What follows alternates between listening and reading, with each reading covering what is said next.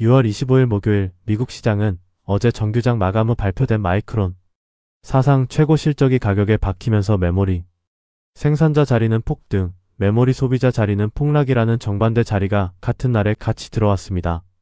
다우는 0.1% 오른 51,921로 사상 최고를 한 단계 더 갱신했고 S&P 500은 거의 보합인 7,357, 나스닥은 0.5% 빠진 25,359로 빅테크 자리 일부 약세가 들어왔지만 SOX 반도체 지수는 3.6% 폭등한 13,941로 어제 보합 자리에서 한 번에 큰 폭으로 올라섰습니다.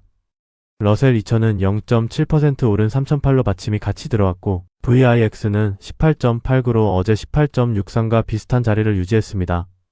10년물 금리는 4.39%로 1bp 더 내려와 채권 매수가 같이 들어왔고 WTI는 71.58달러로 1.8% 다시 올라왔지만 70달러 위 자리는 그대로 유지됐습니다. 환율은 1,547원으로 어제 1,543원에서 소폭 더 약세로 들어왔습니다.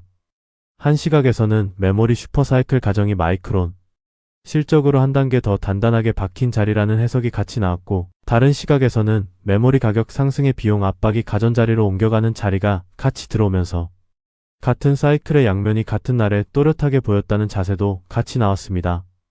개별주 흐름은 두 갈래가 정반대로 또렷하게 나뉘었습니다.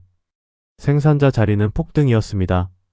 마이크론은 15.7% 폭등한 1,214달러로 어제 정규장 종가 1,049달러에서 한 번에 165달러 가까이 올라섰고 어제 발표된 매출과 영업이익 사상 최고 실적, 가이던스 15에서 20%, 상회 자리가 그대로 가격에 박힌 그림이었습니다. 샌디스크는 22.0% 폭등한 2,335달러로 메모리 슈퍼사이클 자리에서 마이크론보다 더 큰 폭의 가속을 받았고 웨스턴 디지털도 4.9% 오른 675달러로 같이 받쳤습니다. SOXL은 10.0% 오른 253달러로 3배 레버리지 자리가 한 번에 큰 폭을 가져갔습니다. 전력 인프라 자리도 같이 강세였습니다. 버티브는 2.9% 오른 326달러, 지버너바는 2.6% 오른 1085달러, AMD는 2.5% 오른 533달러, 루멘텀은 2.3% 오른 862달러로 일부 받침이 같이 들어왔습니다.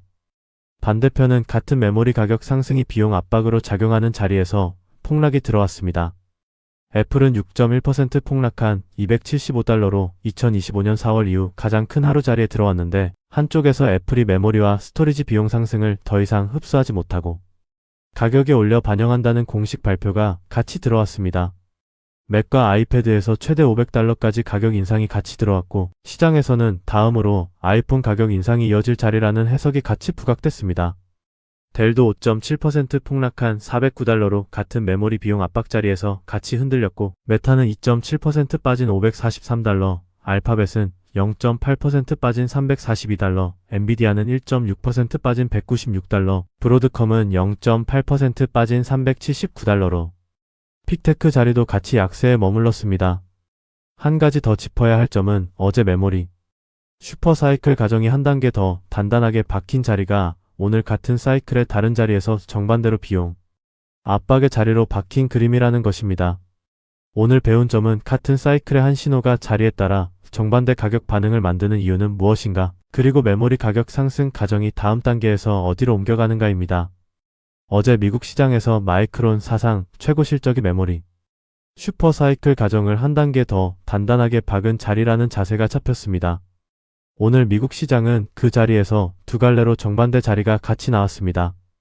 마이크론은 15.7%, 샌디스크는 22.0%로 메모리 생산자 자리가 한 번에 큰 폭으로 올라섰고 같은 자리에서 애플은 6.1%로 2025년 4월 이후 가장 큰 하루 폭락 자리에 들어왔습니다.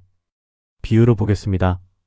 같은 비가 동네에 내릴 때 농부는 풍년 자리에 도착하고 행상이는 손님 줄어든 자리에 도착하는 자리가 있습니다. 비라는 같은 신호가 한 자리에서는 호재의 자리, 다른 자리에서는 비용 압박의 자리로 정반대로 박히는 자리이기 때문입니다. 시장에서도 마찬가지였습니다. 메모리 가격 상승이라는 같은 신호가 메모리 생산자 자리, 즉 마이크론과 샌디스크 자리에서는 매출 가속의 자리로 박혔고 같은 자리가 메모리 소비자 자리, 즉 애플과 델 자리에서는 비용 압박의 자리로 정반대로 박혔습니다. 한 가지 더 짚어야 할 점은 메모리 가격 상승 가정이 다음 단계에서 가전 가격 인상의 자리로 옮겨가고 있다는 것입니다. 6월 18일 한국 시장에서 팀쿡이 아이폰 270달러 가까이 인상 가능성 시각을 제시한 자리가 있었고, 그 자리가 오늘 맥과 아이패드 최대 500달러 인상이라는 실제 발표 자리로 박힌 그림입니다. 그래서 어떻게 해야 할까요? 첫째, 한 가정의 자리가 정반대 신호로 박히는 자리를 같이 점검해야 합니다.